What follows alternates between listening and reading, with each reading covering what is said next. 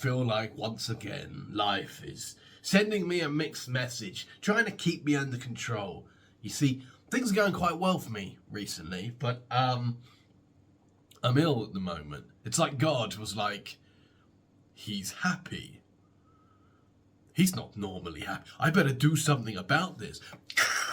I've had one of those illnesses that comes back after a while. You guys might remember a video I did a couple of weeks ago where I was ill and it's gone away for like 2 weeks and then it's come back again. Everybody I knew that had it at the same time as me, it's also come back for them as well. Grim Reaper of sneezes, the Sneeze Reaper. Ho, ho, ho.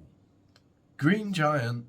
So I was just pretty much dropping in to say hello and hi and how are you doing, and I'm doing very well, and I thought I'd share that with you. I've found a way to compress all my work into 2 days of work per week for the same amount of money, which, in comparison to spending the whole week working for the same amount of money, is pretty good. Still not enough money, but if you can compress it for 2 days a week and have the same amount of money, you've got 3 more days to, plot and scheme for more money. Although, unfortunately, this coming week is going to be a bit difficult because, well, those 2 particular work days are tomorrow, and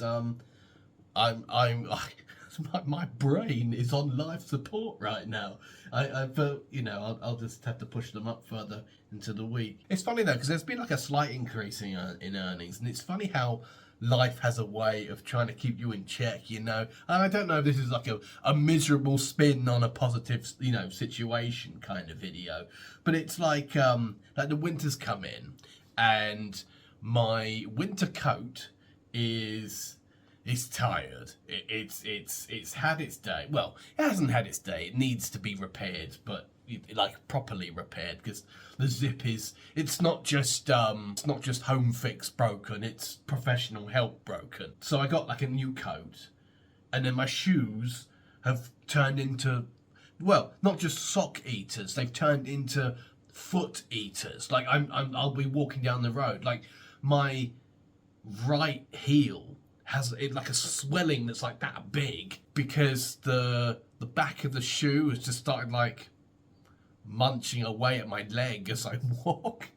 So I've had to order new shoes. I mean, I feel like a new man walking through the winter in my new shoes and my brand new coat, but it's like, oh, I got a break, got some more money, and then the money immediately has to go on like completely new things that I didn't foresee, and then money is gone, and then I'm like, well, should I get money back? I mean, through it all, I'm feeling very good and feeling very optimistic, despite all of these irregularities plus the illness. I mean, compressing my work into 2 days a week alone that's life-changing. But it means that all the projects I was talking to you guys about in previous videos, like the skeleton party and smoking robots, they kind of get brought a bit more to the forefront. But I've kind of got to put my business cap on and work out how they're going to earn and stuff like that. I'm sort of caught in this bind because, where the bulk of my income comes from is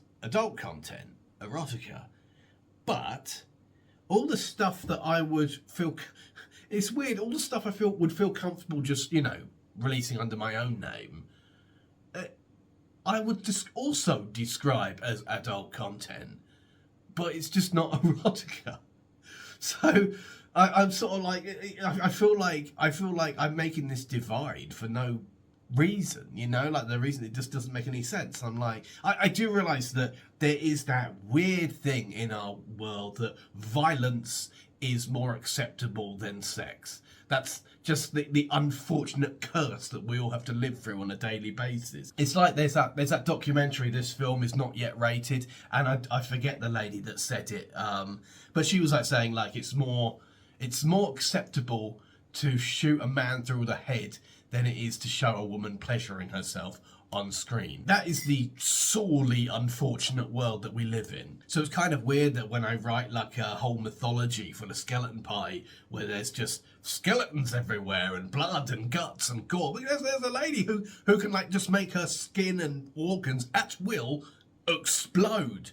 And I find it very interesting that I find that less taboo than some of the stuff that I do on the erotica stuff. I'm sort of like, but she gorily explodes.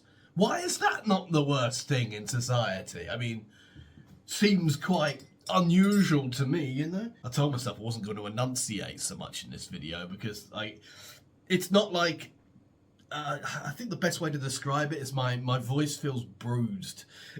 It's not like I can't talk, it's not like it hurts when I talk. If I talk a higher octave or I enunciate myself, and I found out the hard way because I usually sing like everywhere in my flat, and I have discovered that if my opinion of my singing was already low, it's gone even lower because I just can't hit it. Yeah, I've just realised I'm wearing. That's just not just matching. That's just stupid. That's played and strayed. Played and strayed. Red and black. It's the colour scheme. It's alright, it's alright, it's alright, it's alright, it's alright. That's Blue Oyster Cult, by the way. Red and black. So I might as well give you a random bit of news about me, if you haven't had enough already. I'm going to be developing some new YouTube channels for the sake of consistency. Because like the thing is, the way YouTube is now is that you really can't get a channel off the ground if it's promoting multiple types of topic. It's just the way it is now. This channel is going to continue being me. I will be the constant here, and I'm likely to, you know, talk about work that I'm doing on other channels. Just like if you look at the video I did the other day, the Dr. Tom video, I really enjoyed that video and I want to do more like it. But that video is likely not to be on the actual Smoking Robots channel or page or what have you, or whatever form it's going to take. But in terms of the work for it, I fancy making a video for it, I would view it more like a video log, and it will come out on this channel. It's sort of like you won't miss anything watching here because I'm likely going to reference wherever things go, apart from the coins. Because I'm going to open up a coin channel because I just enjoy it. And as I said before, it's really nice to just have a hobby that I'm not thinking about money. Ironically, I'm not thinking about money when it comes to the coin collection. It's weird because I have always had this thing of, you know, when I get into a hobby, I think of is there a way to profit over it? And there's specific reasons for that. We're going to call it Seinfeld syndrome. If you know Jerry Seinfeld, you might know why I say that. But, you know, I like making random jokes about the coins, or I like sharing what's going on with the collection. Like my mum asked me what I wanted for Christmas this year. And I you know, like every year I drew a blank. But then I was like, I've kind of gotten into coin collecting quite a lot, and could you buy me some money? So I'm looking forward to that. That means I get to, like all of this is all tucked up right now. It can't move anywhere. For starters, I'm waiting on more of these so I can finish those. So once all they're sorted among those, there's nothing else to do. You know, I need more coins. I'm like a coin-operated Giles. I went to open the channel the other day, but I got stuck at the name. I was just like, oh lordy lord, what do I do with the name? I was caught between Fool's Gold and Goldilocks. You know, Goldilocks is a play on money, you know, but then I was like, Fool's Gold, I quite like that as well. Then I was like, Fool's Goldilocks?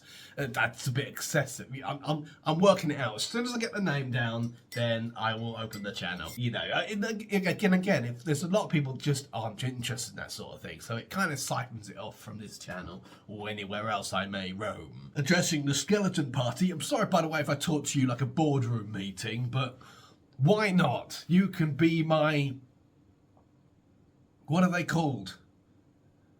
Minion. Get this down.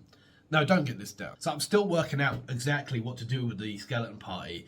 I think because I keep like having these things where you step back to reality where, you know, it's always difficult. If you have an idea for something, you're always going to picture it at its maximum, which I think is a healthy thing to do, but you also need to reel it back in terms of what can actually be done at this exact moment. Like, you know, Skeleton Party, I pictured it having readings of 3 short stories with skits and you know, and funny bits in between and lots of crazy cool artwork. And the fact is that I could produce that if it was my job to produce that once every 2 months.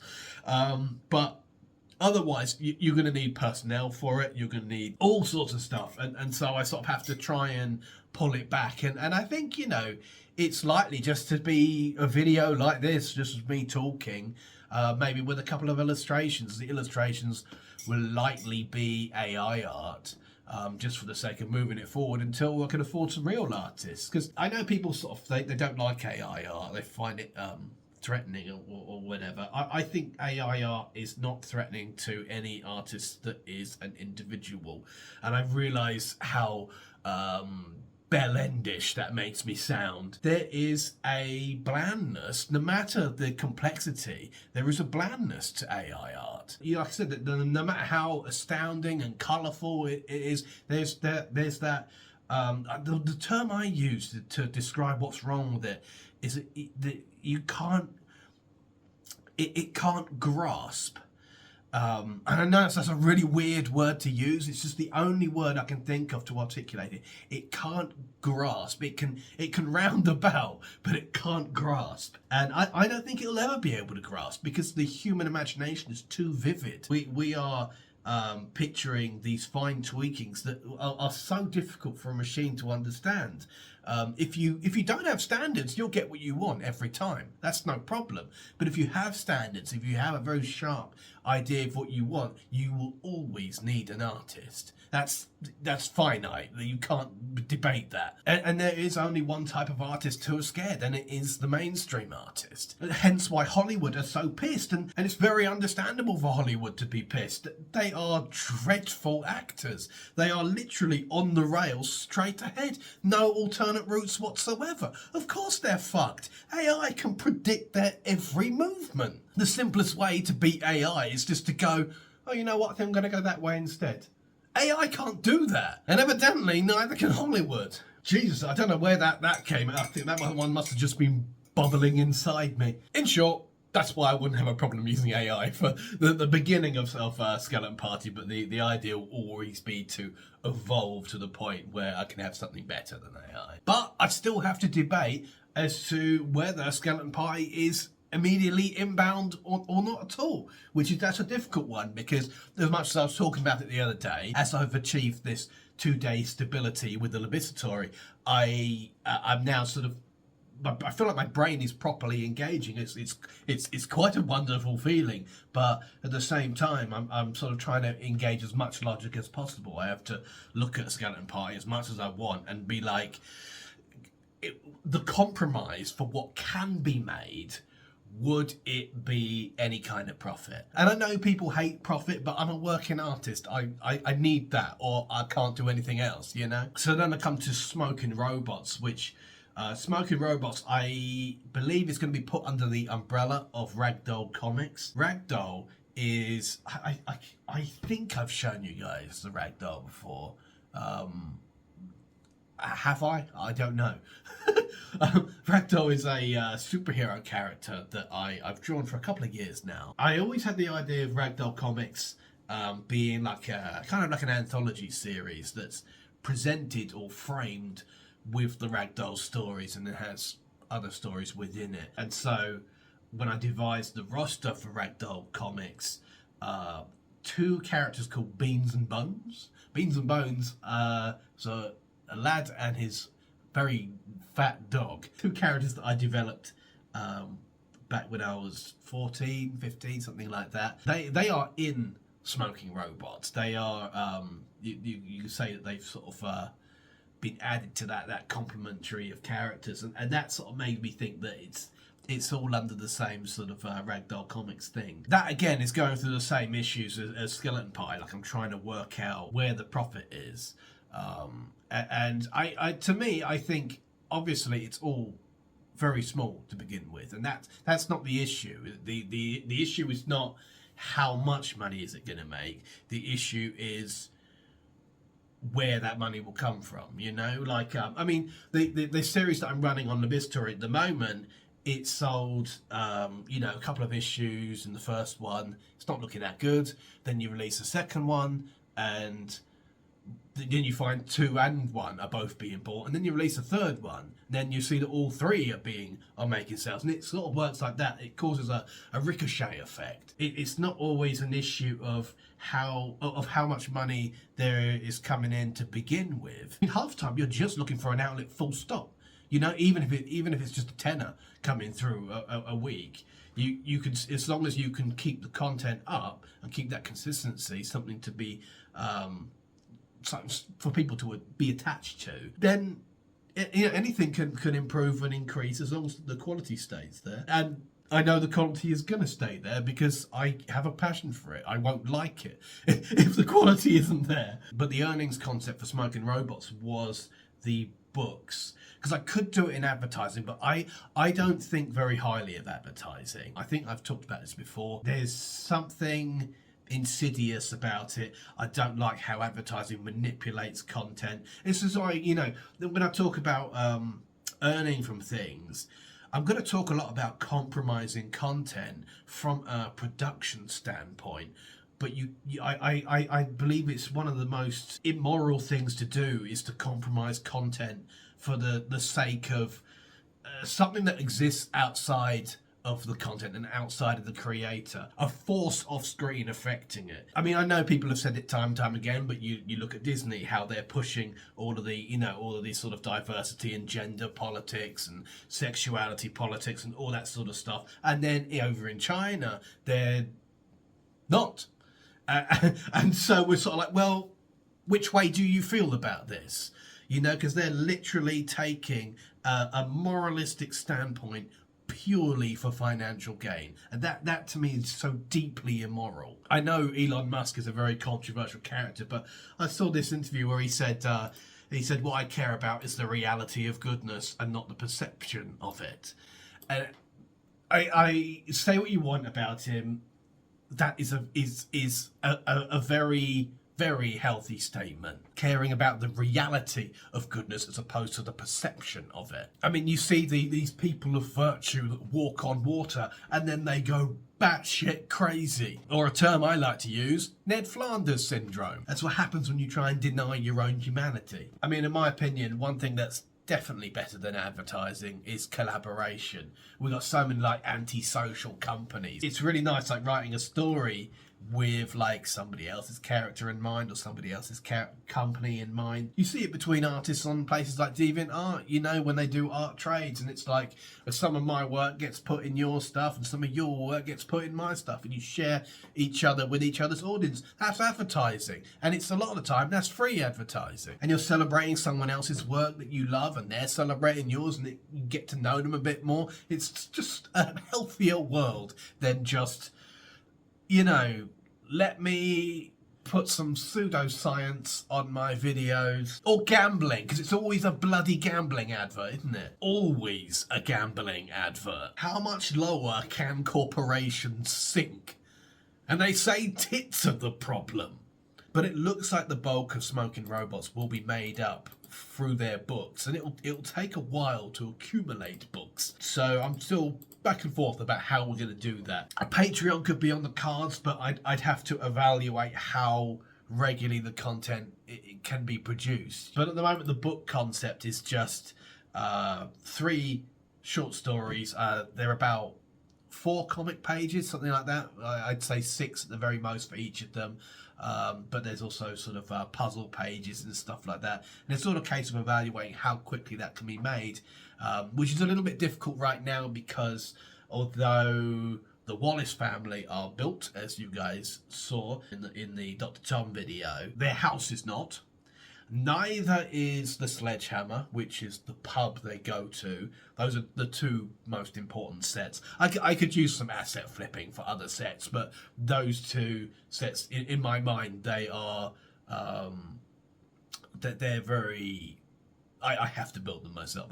I can't just purchase an asset for them. Although some of the exterior shots will actually be in Hastings, so I don't have to build those ones. I've just got to go outside with a camera. There's one set, I don't know how well you know Hastings, or if you've ever been there, there's one set on the East Hill lift. And I can't find any pictures online of the East Hill lift's interior, so I'm going to have to go down there myself and go on the East Hill lift.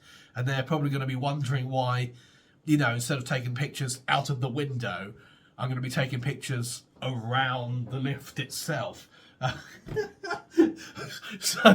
that's going to be a lot of fun. It'll be very interesting to see the reaction of that series. Now, a lot of the promotion speaks for itself because it's set in Hastings, which means I can promote it on my Facebook and people from Hastings will see it. But as well, it features a lot of bands as guests. And it is heavy metal humour.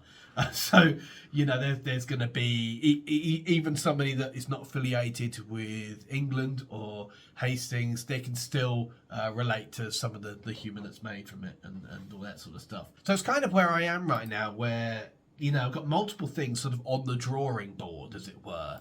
But I'm kind of celebrating the fact that I have time to go over them and to work out how they're going to work and where they're going to go and things like that. Now that the bulk of my bread and butter has been compressed to 2 days a week, I've now got all this other time to sort of calibrate how everything else is going to go. It just sucks that I'm ill right now because that freedom and that feeling of success is right now, but I can't consolidate on it because I feel so rotten. But yes, we're going to leave it there.